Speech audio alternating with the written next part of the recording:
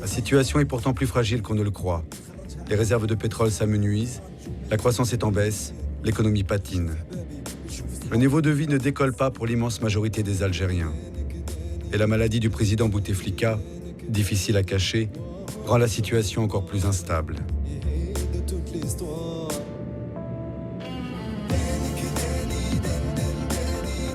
Jusque-là, l'Algérie s'est maintenue à l'écart des grandes révoltes arabes qui ont fait basculer les pouvoirs autoritaires. Comment et pourquoi cette exception algérienne? Combien de temps le pays pourra-t-il encore tenir?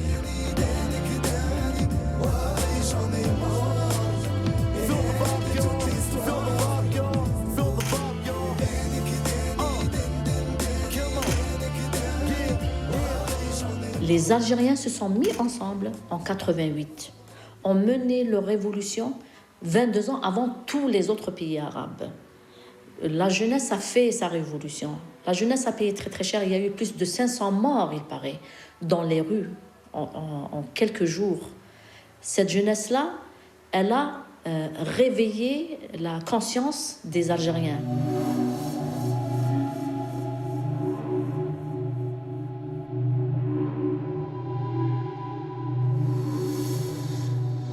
Tout cela s'est passé en 88.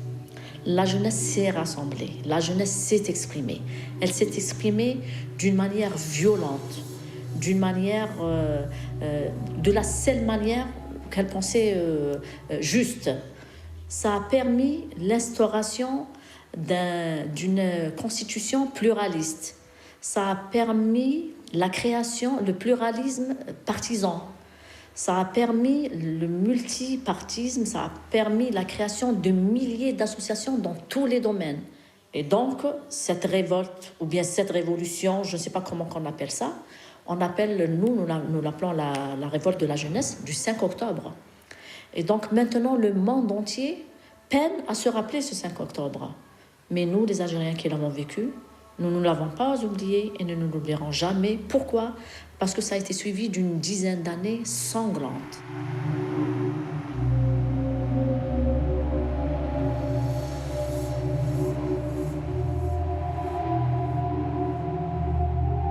Ces films d'horreur, nous les avons vécus pendant une dizaine d'années, où des gens rentrent chez vous, torturent des personnes, torturent vos enfants sous vos yeux, ou bien torturent vos parents sous vos yeux, les torturent jusqu'à la mort, les égorgent. C'est ce qui s'est passé avec mon frère et avec ma sœur.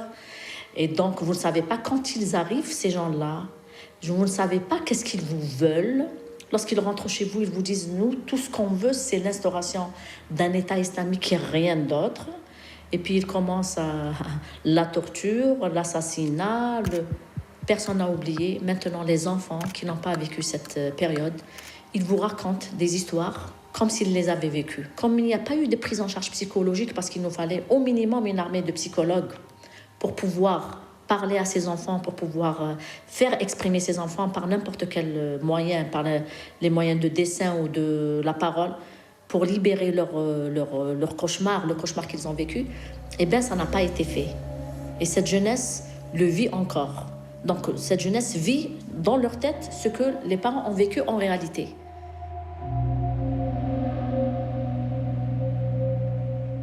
On se réveille de ce cauchemar de 10 années, de ce terrorisme de 10 années, et on se retrouve avec un Bouteflika à la tête de l'Algérie, avec un Bouteflika qui réfléchit à la manière des années 70, avec un Bouteflika qui réfléchit à la manière des pays de l'Est pendant les années 60 et 70. Comment est-ce que vous pouvez imaginer qu'on vive autre chose qu'un échec si on ne vit qu'avec la décision et l'autorité de ce système-là? On ne peut pas vivre autre chose qu'un échec. On le vit au quotidien, avec toute la richesse qu'englobe ce pays, avec toutes les richesses. Je parle de toutes les richesses. Je ne parle pas que du pétrole ou du phosphate ou de l'or. Je parle surtout de la richesse humaine dont nous disposons.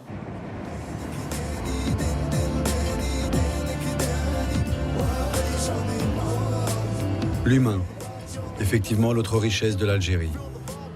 Sur près de 40 millions d'habitants, 75% ont moins de 30 ans. Cette jeunesse est une force pour le pays, mais tout aussi fragile que son économie. Le chômage touche plus de 20% des jeunes. Forcés à la précarité, sans formation ou diplômés sans emploi, une bonne partie de la jeunesse algérienne bouillonne. Elle échange sur les réseaux sociaux, partage la débrouille au quotidien, dénonce la corruption, s'interroge sur la maladie du président et sur le pouvoir occulte de l'armée et de ses généraux.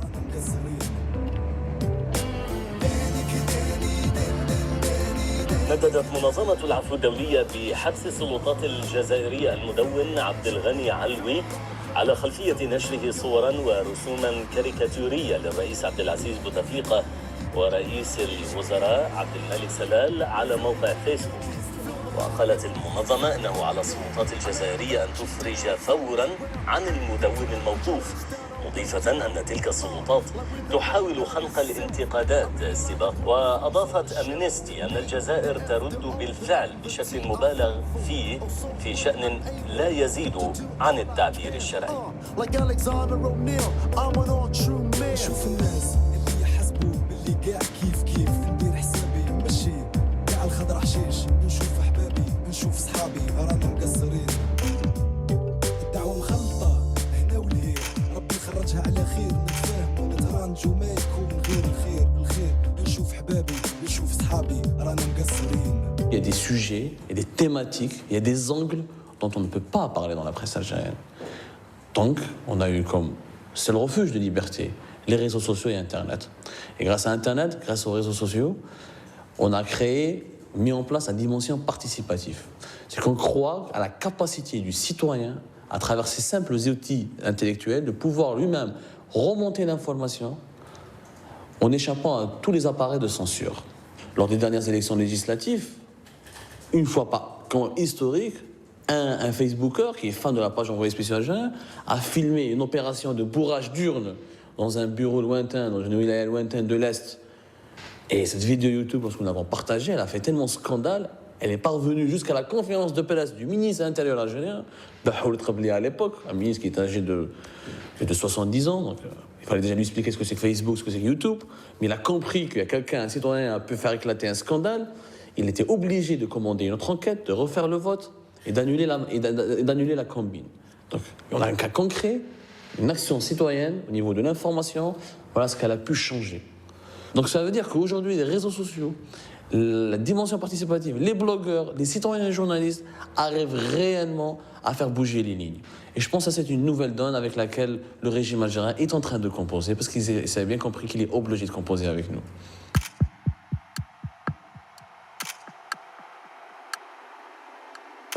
Il faut savoir qu'en Algérie, le cybercafé, il est classé dans la même catégorie que la boîte de nuit, que le cabaret. C'est-à-dire, pour ouvrir un cybercafé, il faut des autorisations de malades.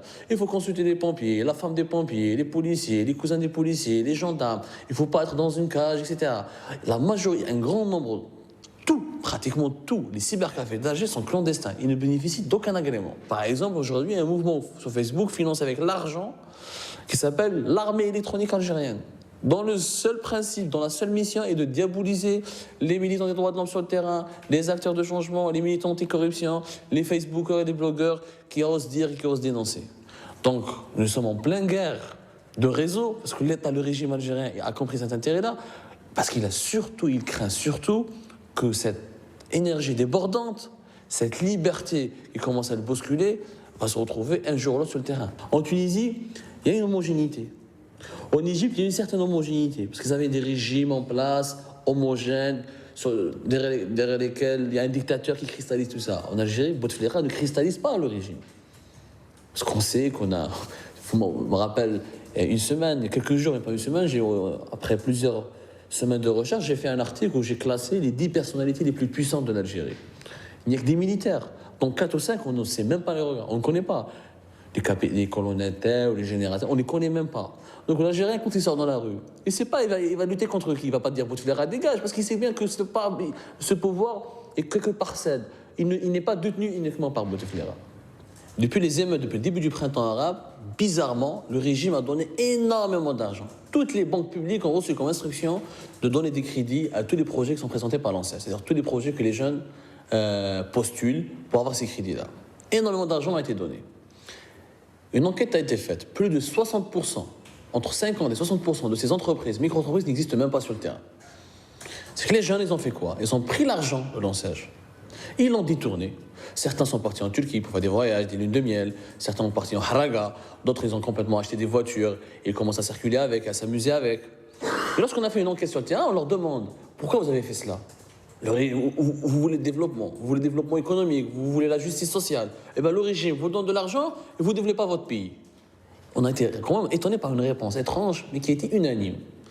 Qu'est-ce qu'ils nous répondent? Eh bien, cher ami, le régime, quand il prend de l'argent, quand il les place en bon trésor américain, quand il va aller se soigner à Val-de-Grâce, quand il s'achète des biens immobiliers à l'étranger, il ne demande pas notre avis. Ah ben nous aussi, on estime que cet argent, ça fait partie des caisses, on les utilise comme on le veut. C'est notre droit. Et c'est un acte de résistance qu'on peut déplorer. On va pas reconnaître. Il est clair que c'est pas légitime ce qu'il est en train de faire. Mais c'est aussi un acte de résistance. La société algérienne n'évolue pas suivant un modèle socio-culturel bien précis. Elle évolue uniquement suivant des envies, des désirs et des pulsions. C'est pour ça que pour moi, l'Algérie, c'est le pays de l'émotion. Ça n'a jamais été le pays de la réflexion. Et il faut absolument qu'on compose avec cette émotion. Comment passer de l'émotion à un projet de société? C'est ça le défi auquel je... Donc moi beaucoup de mon entourage, beaucoup des jeunes que je connais, on est confrontés à ça. Comment nous, Algériens, on va se poser, on va se calmer pour penser à un projet de société? Il faudrait qu'on sublime notre émotion. On n'y arrive pas.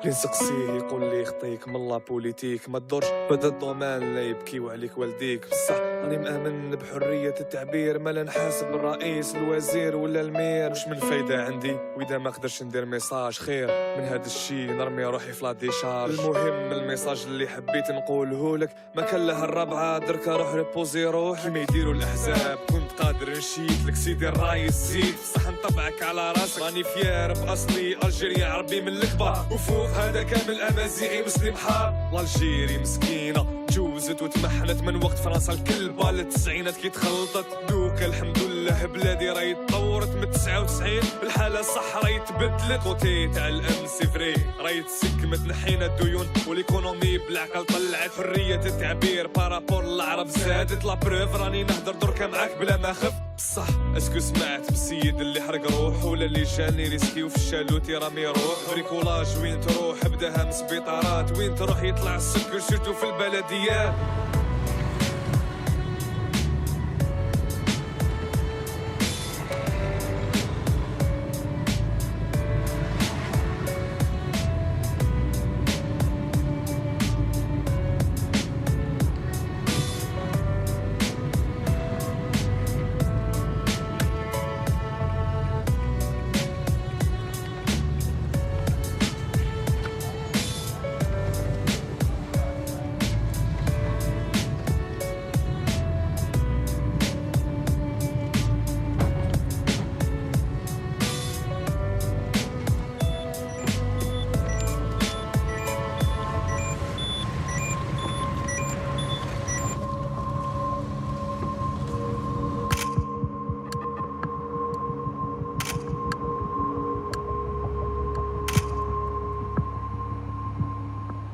ما تقدرش خدمه وحده ما تخرجكش مع المعيشه غاليه مع راك تعرف البلاد لاباي ماشي مليحه ثم لازم تعاون روحك نخدم هنا في النهار نخلص لاباي نورمال سيمبوليك ونخدم في الليل على لاسيرونس على لاسيرونس باش نعاون روحي وحده نمد مصروف تاع الدار لي شارجك تعرف تريسيتي الماء باش الانسان يزيد يسقم روحه شويه يسقم روحه ويخبي شويه دراهم يدير دي بروجي باك يتزوج بالك صح له بارت ما يخلص لا ديال بالك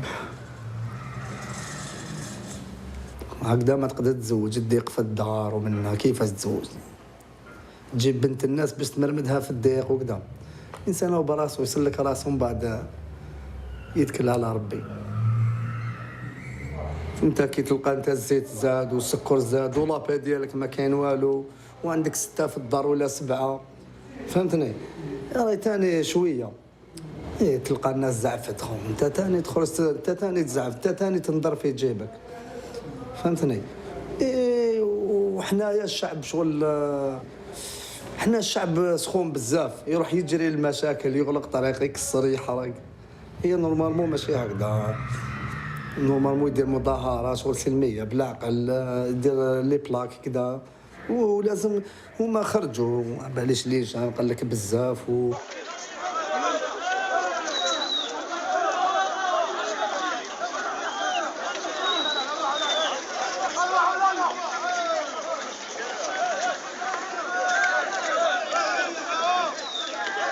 وراهم الامكانيات، ما نشوفوا حنا الامكانيات، وراهم الامكانيات. عندي ستاد قدام الدار، عندي صال ميسكيلاسيون، ما عندنا والو، تخرج ما كاين والو، تخرج لوطوروت، الدراري برا صغار يلعبوا برا، فهمتني، الطريقه ماشي مخدومه، وراهم الامكانيات.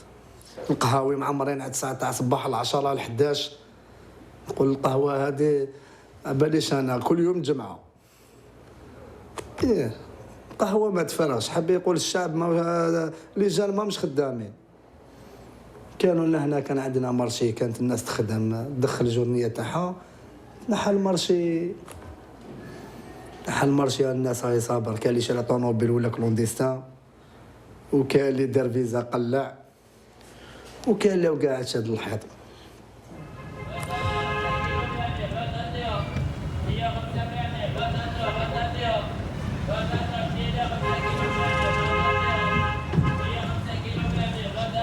حشومه وعيب علينا الشعب ينوض على جل كرشو، تنوض نتا على الزيت وعلى السكر، وكاينه فايس بلو كراف ما ناضوش عليهم. انا نقول لك حاجه، الخدمه ما كاش، لي جون ما ناضوش، الناس ما ساكنين، الشعب ما ناضش، ليدوكاسيون راهو ديغراداسيون، الناس تنوض عليه. وي هذه راني معاك، مي باش الناس ناضت على جال السكر والزيت، هذه ما فهمناهاش. وعرفوا كيفاش يكالميو الحاله، يعرفونا، عرفوا بلي الشعب هذايا تاع كرشو، الشعب تاع كرشو، عطيلو ياكل. فقلنا بلي حنا تاع بالون، انفيستاو في البالون، راهم يمدوا دراهم جب في البالون، ولا بريفري لهنايا يشرو لابي سوسيال بهاد العفايس. درك الشعب كره. انا زين نقول لك واحد الحاجه، مالغري ناضت في لا بلوبار دي بي عرب، حنا في الجيري والله ما تنوض، ونحلف والله ما تنوض، باسكو الشعب كره. درك رانا نقولوا، انا واحد نقولها، ناكلوا الخبز ونسكتوا، باسكو شاك جور تشوف عباد ميتين، باسكو حنا الا ناضت عندنا والله ما تطفى. حنا ماشي كيما تونس ولا مصر، اون اني دو زون تحبس. حنا كي تنوض 20 سنه نورمال ما تحبش. هما فاقوا لنا واش كاين، بريباراو هذا الشيء، ودركا راهم يحبسوا في، يصبروا فينا كيما يحبوا. حنا نقولوا باللي سي با نورمال واش راهو يصرا. ديجا واش صرا سي با نورمال. بريزيدون قعد شحال وهو مريض في ليترونجي، واحد 3 موا ولا والله ماني شافي شحال، وبلاد تمشي نورمال بلا بريزيدون. بلاد كانت تمشي، ما صراو ني مشاكل ني لي بروبليم ني والو. هذه حب يقول بزاف عفايس. ومن بعدك تشوف بريزيدون راه بريسك ميت ما فيه والو، يزيد يدوموندي 4 موندا، والله ما بانوش راهم يخمو باش يديروا. ديجا 3 موندا هادوما 15 الا كاينين الناس لما يقول لك باللي الجيري افونسات في لي 3 موندا هادوما ولا في لي 15 الاخرين، انا نقول باللي لو كونترير. حنا رانا غير نوليو للور، رانا نوليو للور. الو بونسوار، مساء الخير عليكم ومساء الخير على كل مستمعينا وين ما كنتم. نقول لكم بيان سور مرحبا بكم، باسكو ميغال راديو سا ديمار ميتنون. بيان سور دوكا اللي راك قاعد في الدار نقولوا كيما راك كونسونطري معنا باسكو راك رايح تشطح، سي تو افي نورمال. Il faut signaler aussi que ça fait 3 mois que notre radio existe, 3 mois de bonheur, 3 mois de bonne humeur. Voilà. Miral Radio, c'est essentiellement du divertissement.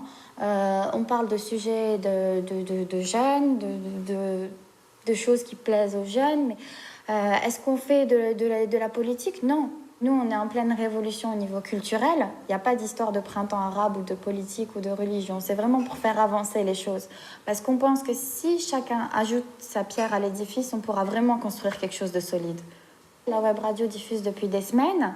On discute tranquillement, parfois entre copains. Il y a un très bon animateur. Il y en aura de plus en plus. Ça sera de plus en plus structuré. Et personne n'est venu toquer à la porte pour nous dire « Hé les jeunes, on n'a pas le droit de diffuser chez nous en Algérie, vous voyez ?» Personne nous a mis des bâtons dans les roues. Et on fait les choses bien. Je ne vois pas pourquoi on a un gouvernement qui pense tout de même de manière logique. Et qui est fier de ces jeunes et qui laisse faire ces jeunes, vous voyez. On n'est pas en Corée du Nord. D'accord. aussi لازم ما ننساوش باليوم رانا لو 17 اكتوبر ما ننساوش الشهداء بيان سور تاعنا اللي en 1961 اللي ماتوا en France bien sûr c'est très important faut dire ça aussi عندنا الشهداء اللي ماتوا سي دي مارتير اللي احنا نطلبوا ندعيو لهم بالرحمه ان شاء الله باسكو لو كان ماشي هما Il n'y a pas de Miral Radio. Voilà. Ben voilà, on va الله يرحمهم. Ben oui. أنا أخمم على روحي واش يقول لك المؤمن باش يسبق. بروحه. يسبق بروحه. Voilà. Alors لو كان ماشي هما اليوم ما كاش نحنا وما كاش لا تلفزيون الجيريان وما كاش هاد لا سوسيتي اللي رانا عايشين فيها وأوسي ما كاش نوتر بريزيدون اللي نحيوه بالمناسبة اللي لا دوني بوكو بور نوتر بلاد. نقولوا ربي يطول في عمر عبد العزيز بوتفليقة وربي يطول في عمر الدولة تاعنا. Notre principe, c'est d'avoir dans 50 ans ou 80 ans notre nom dans l'histoire, notre touche, voilà. Maintenant, genre, quand on était petit, on a étudié, il y avait l'Arbi ibn Mehdi, il y avait des grands martyrs dans la révolution algérienne. Mais à partir de 7 minutes, ça sera notre nom, Inch'Allah. Ça sera nous qui vont réussir cette révolution culturelle, surtout pacifique.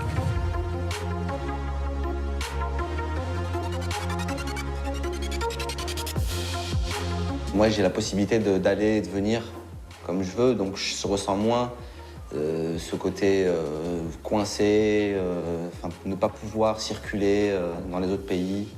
Donc, du coup, étant donné que cette donnée, j'en tiens pas compte, étant donné que je suis binational, du coup, c'est vrai que c'est un petit peu, je suis un petit peu en marge par rapport à tout ce qui peut être dit ici en Algérie par les jeunes. Il y a beaucoup de codes ici en Algérie qu'il faut savoir vivre avec, en tout cas. C'est plus des interdits, du moins, des interdits qui sont... ces interdits-là, je les verrais plutôt comme du savoir-vivre, du respect de l'autre. Parce que, bon, certains... je prends l'exemple de pouvoir circuler et se promener avec sa copine. C'est pas si évident que ça ici en Algérie, par exemple. Il y a certains endroits où on peut se promener tranquillement, faire les magasins, les boutiques et autres. Et puis il y a d'autres endroits où c'est un peu plus gênant. Pourquoi ? Parce qu'on se promène avec quelque chose que d'autres n'ont pas forcément. Par exemple, je parle de savoir une copine, c'est de la même manière que de circuler avec un beau véhicule dans un endroit où tout le monde est à pied.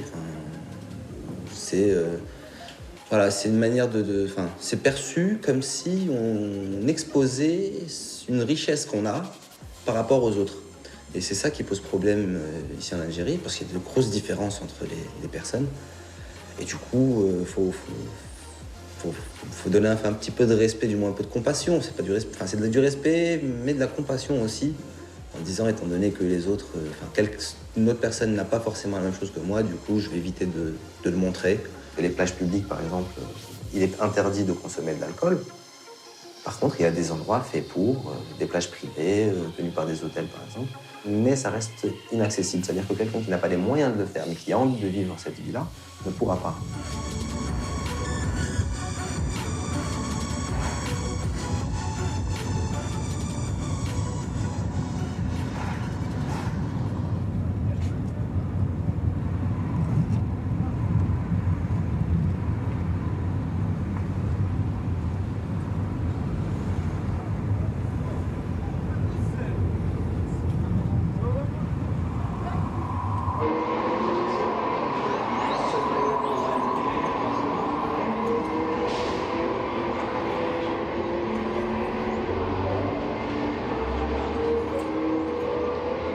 L'avenir d'un jeune en Algérie, c'est un petit peu très flou. On n'arrive plus à se situer. On a passé une enfance un petit peu délicate, vu le mode de vie, le niveau de vie qui est bas. Le salaire minimum, par exemple, d'un employé, c'est fixé à 18 000 dinars, ce qui fait à peu près 180 euros. Et ça ne fait rien. Et quand tu achètes, je sais pas, je prends un exemple, un téléphone portable. Le minimum, il coûte à 40 000 dinars. C'est 4 fois le salaire d'un employé algérien. Donc on ne se permet rien. Et c'est ce qui est malheureux. On voit toute la jeunesse qui est perdue, sans espoir. Et qui font le deuil sur la jeunesse, leur jeunesse qui passe sans avenir, avec un avenir flou. On ne se permet pas tous de rêver, d'avoir le rêve, un jour je vais trouver un travail. Parce que c'est vraiment très difficile. Faire de la politique, par contre, un petit peu. Mais avec la situation actuelle, avec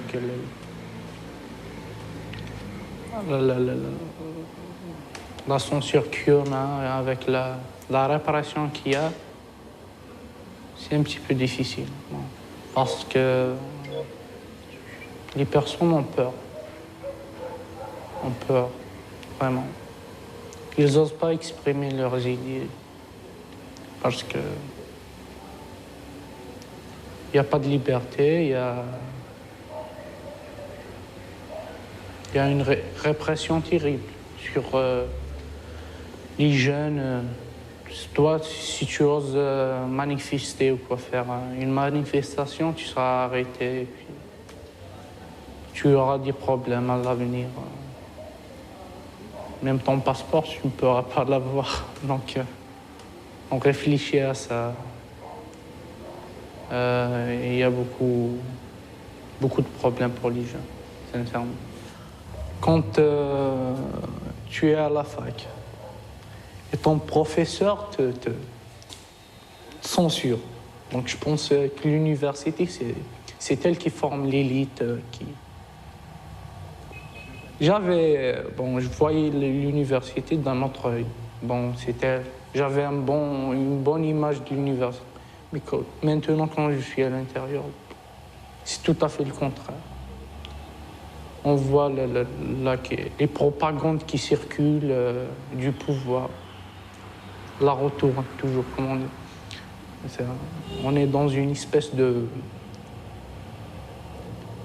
d'une roue. Tu cours à l'intérieur, comme un hamster qui court dans sa roue. Tu n'arriveras pas à sortir. Parce qu'il n'y a qu'une seule idée qui circule.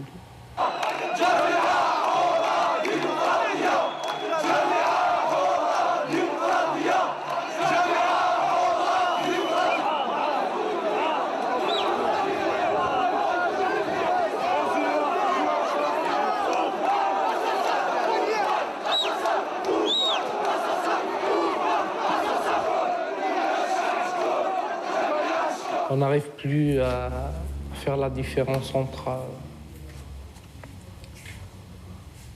le jour qui finit et l'autre qui commence. Et tu penses, qu'est-ce que j'ai fait hier? Qu'est-ce que sera aujourd'hui? Et tu es sûr que demain soit pire que hier. Donc, je ne sais pas si on va supporter tout ça. Et j'espère qu'on arrivera un jour à faire enlever un petit peu la poussière de nos yeux. Je sais bien que c'est difficile, mais un jour arrivera. Un jour arrivera.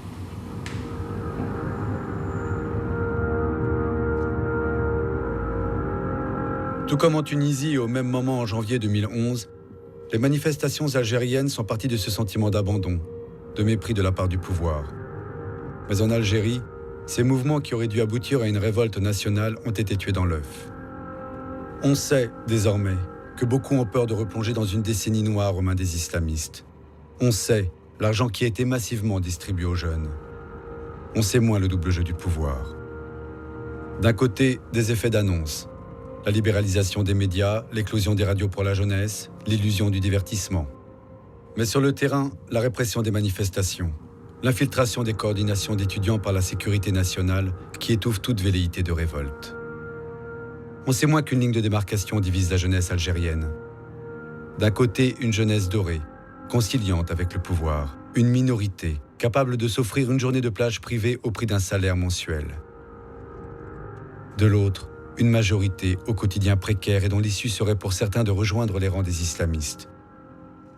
Pour d'autres, de tenter le voyage clandestin, la traversée de la Méditerranée.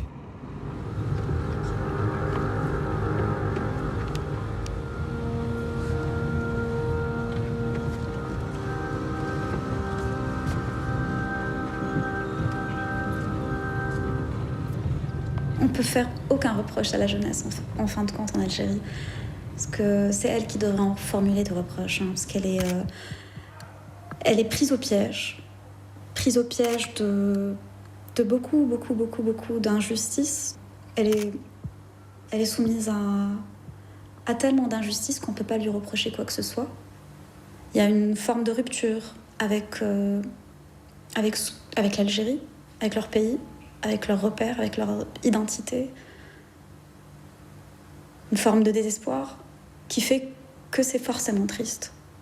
Au-delà des cas particuliers qu'on pourrait raconter, hein, tout plein d'histoires, de parcours qui font que, oui, il y a de quoi parler de tristesse. C'est assez triste d'avoir 25 ans, ne pas pouvoir accéder à un logement, ne pas pouvoir accéder à un emploi, ne pas pouvoir se marier parce qu'on n'a pas de logement, ne pas pouvoir travailler, avoir de l'argent, vivre, étudier. Et voilà, c'est triste, bien sûr que c'est triste. On culpabilise les jeunes, mais ça c'est encore une fois une démarche politique pour se dédouaner.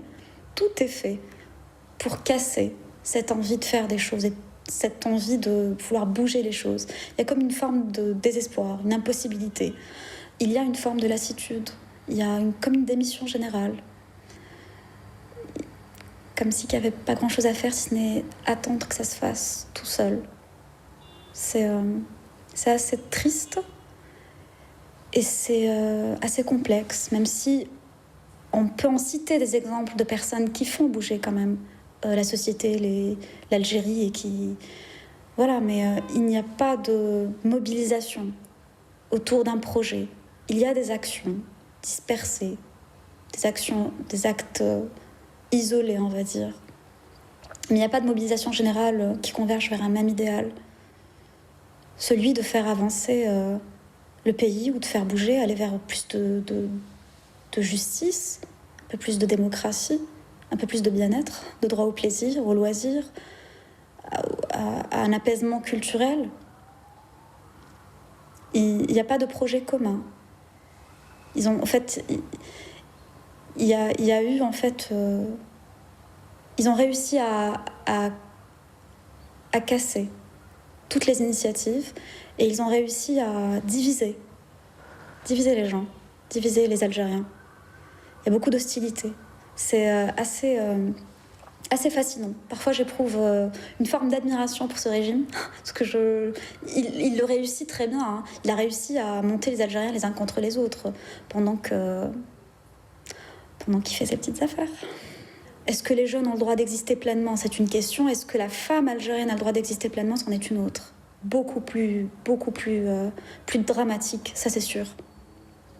Il y a 2 mois, à Djidjel, dans une ville de l'Est, extrêmement conservatrice, une jeune femme qui n'a même pas 20 ans, qui s'appelait Romaïssa, s'est suicidée avec son amoureux en se jetant du haut d'un immeuble pour échapper à un mariage forcé. Alors ça fait un petit peu caricature d'en parler comme ça, mais oui, en Algérie, il y a des mariages forcés. Quand on sort de la capitale, quand on sort d'Alger, il y a de quoi se taper la tête contre un mur. Tellement il se passe des choses horribles, quoi. Les femmes sont battues, les femmes sont marginalisées, sont étouffées.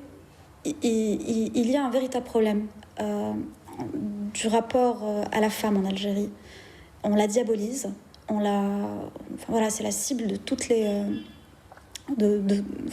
frustrations, de toutes les colères qu'on rejette forcément sur elle. Et Alors, c'est des violences sous toutes ses formes. Donc, c'est des violences dans la rue, c'est des violences concrètes, des femmes combattent, c'est des violences dans le code de la famille qui fait que beaucoup de femmes souffrent de la polygamie, par exemple, même s'il y a eu des amendements qui font que maintenant on demande son avis à la femme, mais on sait très bien que dans la réalité des choses, elle n'a pas trop son mot à dire. Une femme peut aller déposer plainte pour violence conjugale, ensuite elle est bien obligée de rentrer chez elle, affronter son père, qui ne sera peut-être pas content, ou son frère, ou son cousin, et encore moins son mari. Il y a toujours eu cette culture musulmane dans laquelle on a tous bercés, dans laquelle on a grandi. Mais on sent maintenant qu'il y a autre chose, une forme de fermeture, de désir d'aller vers un extrême. On le sent. Et on sent que c'est la femme qui est autour de tout ça. On sent qu'elle dérange, que son émancipation est effrayante pour eux. Que de la voir dans la rue, conduire, travailler, gagner de l'argent, avoir des idées, ça gêne, ça gêne. Aller à la fac, pour beaucoup de jeunes femmes algériennes, c'est pas vraiment accéder à un enseignement, c'est plus échapper un petit peu à sa condition, échapper à la maison, quoi. Tant que ce régime autocratique, pour être précise, ne lâchera pas du lest, je ne pense pas qu'il puisse y avoir d'autres solutions, parce que la pression pacifique ne porte pas vraiment ses fruits. On le voit depuis quelques années, il y a une forme de pression sociale où voilà, il y a beaucoup de gens qui s'organisent pour contester, mais ça donne pas grand-chose. La violence dans la rue, c'est vraiment pas une solution. Et on voit clairement que les Algériens n'en veulent pas, et ils n'ont pas totalement tort. On l'a déjà vécu, et c'est pas forcément la meilleure des solutions. Et donc du coup, voilà, l'attente, le temps. On attend. Attendre quoi, on sait pas trop, mais on attend. إذا نجرى أجرى عليا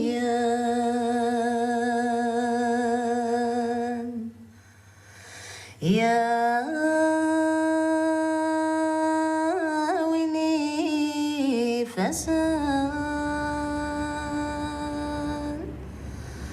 أي حبي كلي وطاسا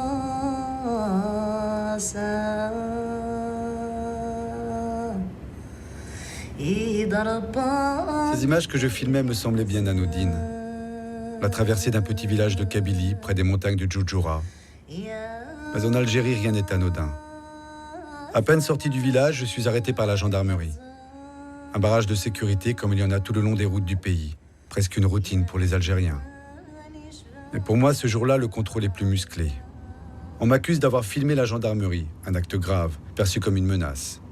Conduit au poste, sous escorte, je suis mis en garde à vue. Tout autour de moi, affichés sur les murs, des portraits de terroristes islamistes suspectés d'avoir rejoint le maquis. Sous les visages, dont de très jeunes, des adolescents, les dates des avis de recherche. 2011, 2012, 2013. Recherche sur le net et dans les journaux algériens qui disent bien l'actualité de la situation. 2 terroristes récemment abattus à Bouira. 2 près de Tizi Ouzou. La liste est longue. 200 terroristes au total auraient été abattus durant l'année 2013, dont certains suspectés d'avoir effectué ou préparé des attaques contre des gendarmeries. Quel crédit donner à ce chiffre inquiétant ? La DRS, la sécurité intérieure, est très sensible à ces articles qui témoignent de l'instabilité du pays, et elle tente à chaque fois de les interdire. Mais elle peut aussi jouer l'ambiguïté, instrumentaliser la presse et agiter la menace d'un retour des islamistes, si le peuple venait à se révolter comme en 1988. Toujours est-il que les islamistes algériens réapparaissent au grand jour. Parmi eux, les salafistes semblent avoir tiré les enseignements politiques des événements de Tunisie et d'Égypte. On les retrouve dans des associations de bienfaisance, avec un discours qui frôle la laïcité pour attirer vers eux des jeunes en rupture politique. Mais sans l'ombre des années noires et de ces massacres de civils. Ils se disent quiétistes. Pas de retour aux combats armés.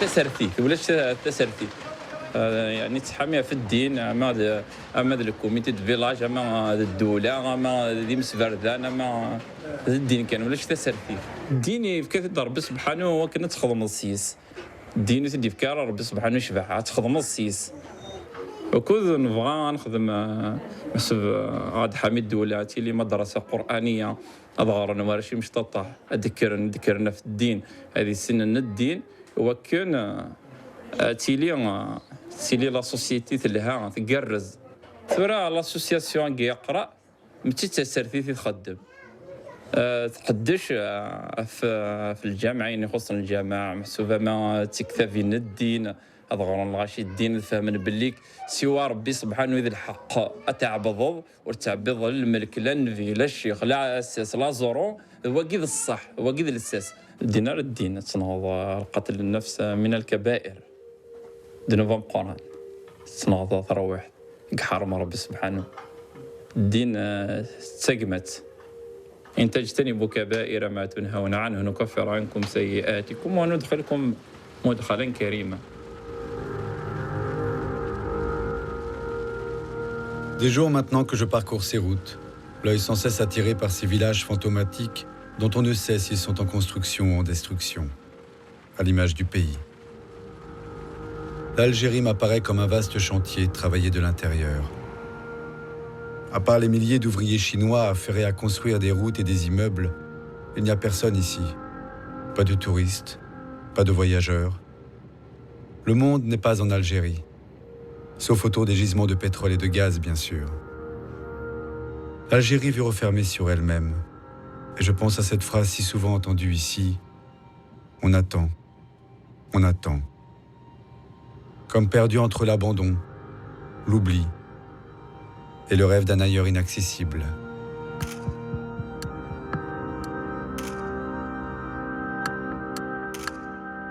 Pour le cas qui concerne mon fils c'était quelqu'un de bien, quelqu'un qui a toujours fréquenté mes relations. C'est des profs de médecine, parce que je fais de la communication, donc je fais de la publicité, tout ça. Donc c'est des gens de haut niveau. Même les copains de son âge, ils sont rares, ils sont 2 ou 3. Il a essuyé 4 ou 5 refus de visa. Il était dans un café, il y avait un groupe de jeunes qui avaient prévu leur départ le lendemain, c'est-à-dire une journée après. Il y a quelqu'un qui s'est désisté et il parlait à haute voix. Mon gosse qui les connaissait a prêté l'oreille à la discussion. Il s'est mis à table avec eux. Il y a quelqu'un, faute de sa cotisation, donc on ne peut pas acheter le moteur et on ne peut pas partir alors que le temps est bon. Il était sur le truc, il a pris une décision comme ça. Et si je m'embarque avec vous, vous me prenez, ouais. Il s'agit de combien? Il s'agit de 100 000 dinars. C'est ok, bon coup, je pars avec vous. Il est parti comme ça. Et quand il est venu le soir, ça s'est passé au début d'après-midi, et il m'a raconté que je vais m'absenter quelques jours, je vais aller en Tunisie. Il a l'habitude de prendre de la famille pour aller comme ça de temps en temps, les week-ends en Tunisie et revenir. Ah non, t'inquiète pas, je ne vais pas te demander la voiture, hein, ni de l'argent. J'ai des sous, et la voiture de mon copain, je vais juste 3 jours. Et puis à l'arrivée, je vais t'appeler. Il n'a pas l'habitude ni de mentir, ni de trucs. C'est quelqu'un qui m'est très fidèle. Et il bosse avec moi depuis son plus jeune âge. Je l'avais toujours eu sous la main. C'est comme ça qu'il a pris la décision de partir. Comment je l'ai su? C'est après quelques temps. En cherchant avec qui il est parti, je suis arrivé à trouver une personne qui était le père de l'un des membres de l'équipage, qui m'a expliqué que oui, effectivement, mon fils a bel et bien pris la barque avec son fils, qui sont venus dîner chez moi, et je les ai accompagnés jusqu'à la plage. Mais sans ça, c'était un point d'interrogation, c'était incroyable. C'est comme qui dirait, on a trouvé Obama au marché aux puces en train de vendre des bretelles, hein. C'est vraiment quelque chose d'inconscient. Donc ces choses-là, cette spontanéité aussi chez les jeunes, elle y est pour quelque chose. Mais pour ce qui me concerne, pour ce qui concerne mon fils, c'est uniquement ça. Il a toujours voulu voir le monde, il était un petit peu en avance, mais il était contraint d'être enfermé. le problème le plus satanique, c'est comment des nations arrivent à créer, gérer, légiférer, légitimité, une précarité. On te crée des emplois de jeunes. On te permet de vendre dans la rue sans registre de commerce. Et on crée cette précarité. On donne une petite pension de chômage.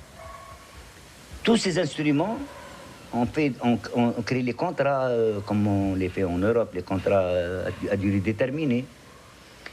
Tout ça, c'est pour créer une précarité, la sursoir sur une nation.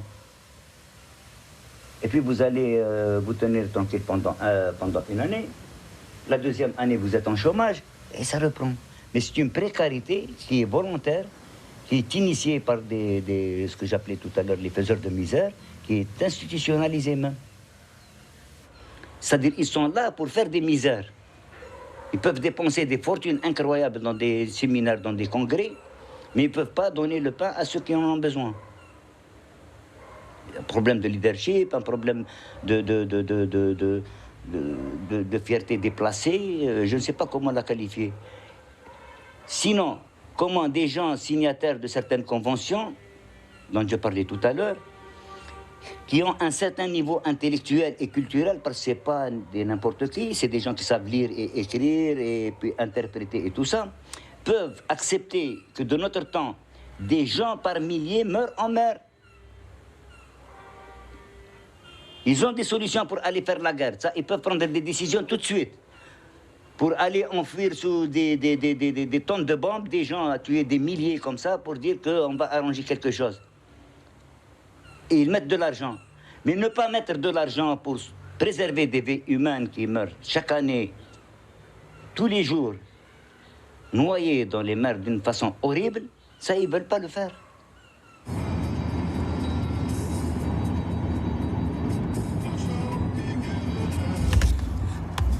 La route est bloquée.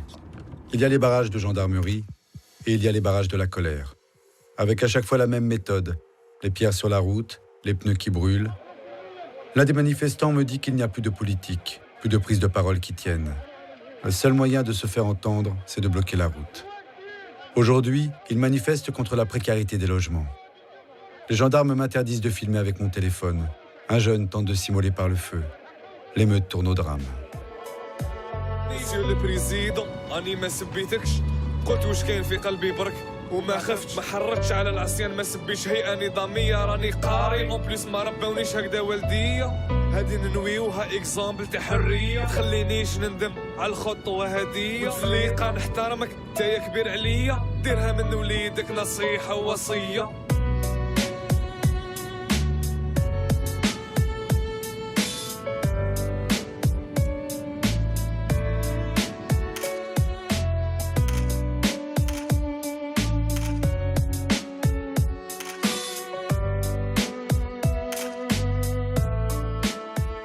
Si vraiment on existe, si on est là, c'est parce qu'on est créé pour avoir un message, pour porter un message. Chacun a un message à donner. Il y a des personnes qui portent des messages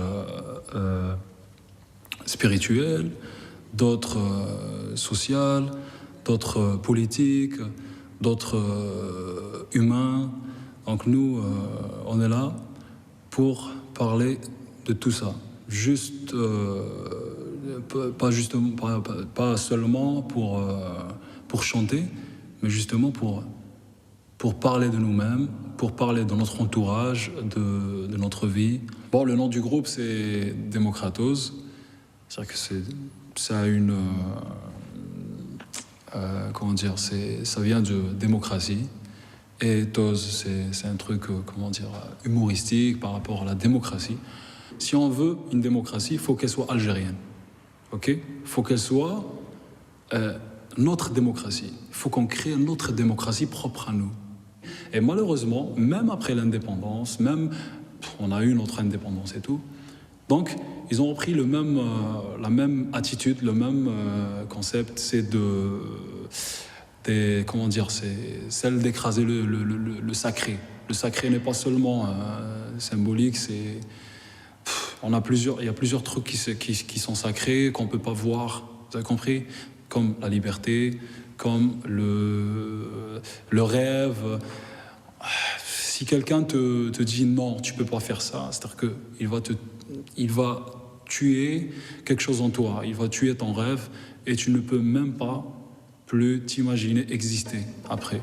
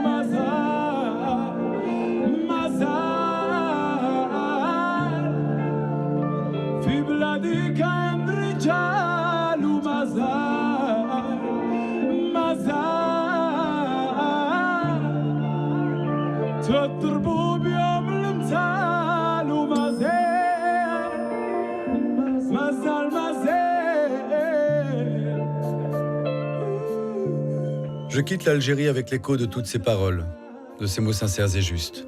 Mazel, Mazel, ce n'est pas fini. Non, ce n'est pas fini. Bouteflika a annoncé qu'il se présente pour un 4e mandat. Sur les réseaux sociaux algériens, comme dans la rue d'Alger, la colère éclate, jusqu'au débordement. Les Algériens ما يقدروش عليهم. اليوم الجزائريين مش جايح. اليوم الجزائريين صبر. الجزائريين صبر. صبر أيوب. Mais gare à vous. Quand le géant se réveille, gare à vous.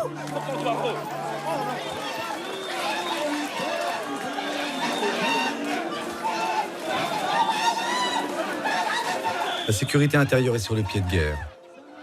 Elle craint le pire, un soulèvement populaire et massif, capable de renverser la forteresse du pouvoir, de faire tomber le régime militaire et ses généraux, comme en Égypte ou comme en Syrie. Sur quel chemin dangereux l'Algérie s'est-elle engagée?